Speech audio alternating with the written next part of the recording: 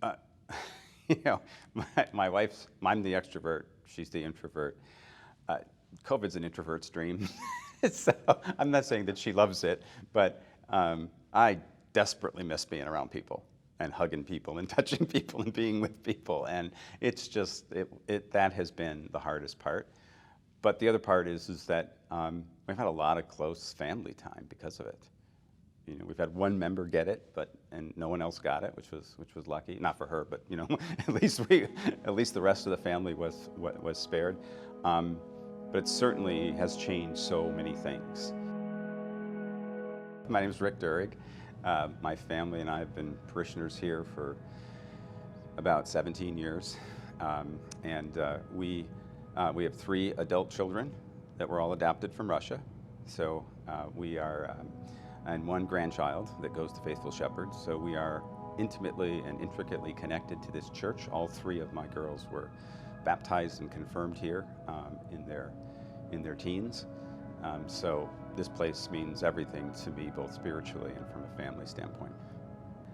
No, I think that, you know, we adopted our girls when they were older, so they were 9, 11, and 17. And 2 years after the younger 2 got here, they went through RCIA here as young adults and had enough English to do that at that time. And my mother came up, you know, frail as she as she is, and this was like 8 years ago now. And that's when we were still doing the full immersion in the font, and it was a full baptism, and Father Charlie did it, and it's hard not to cry when you think about that moment. You know, that God asked us to do this, and at times I just struggle. I'm just doing what He said, and that there's times where I just know that He's working His miracle in there slowly. And it taught me to trust the outcome, but don't complain about the process. Because He'll deliver. It just, you know, we have to have patience. And that moment, seeing them, you know, walk down the aisle with their robes and after they were baptized, and I know they will remember it differently than I will remember it, of course, but you know, we were called to do something, and we're still called to do that on a daily basis with them, no matter how old they get, no matter how far away they get from us.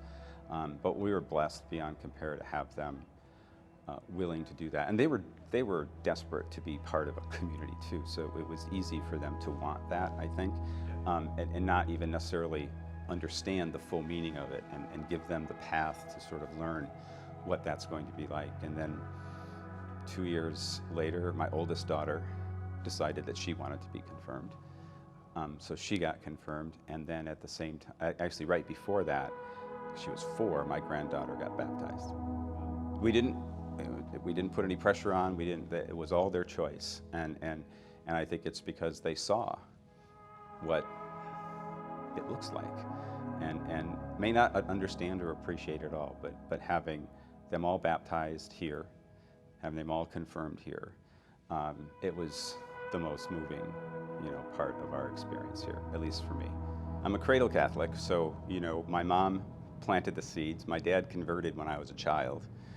I only know him as a Catholic. I only know all the traditions of a Catholic family. And like all youth growing up, you know, you sort of drift away from it. I married up, and married someone whose faith and whose family was equally dedicated to the faith and dedicated to the Catholic Church. And, you know, I've been to lots of non-denominational Bible studies and other places like that. And I get the question a lot, well, you know, why are you Catholic?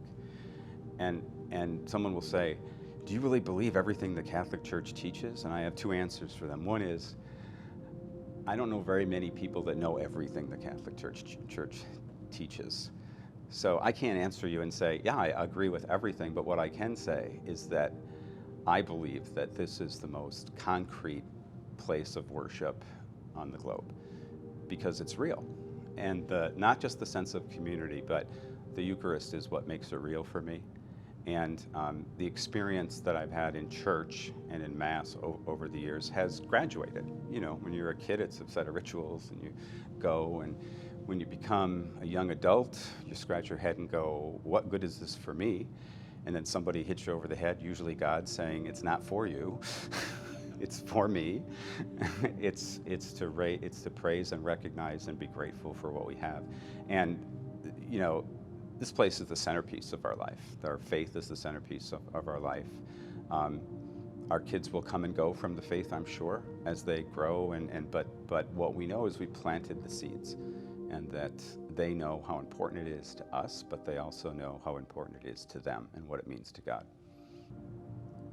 After I receive the Eucharist, it's the only time I pray for God not to enter into me.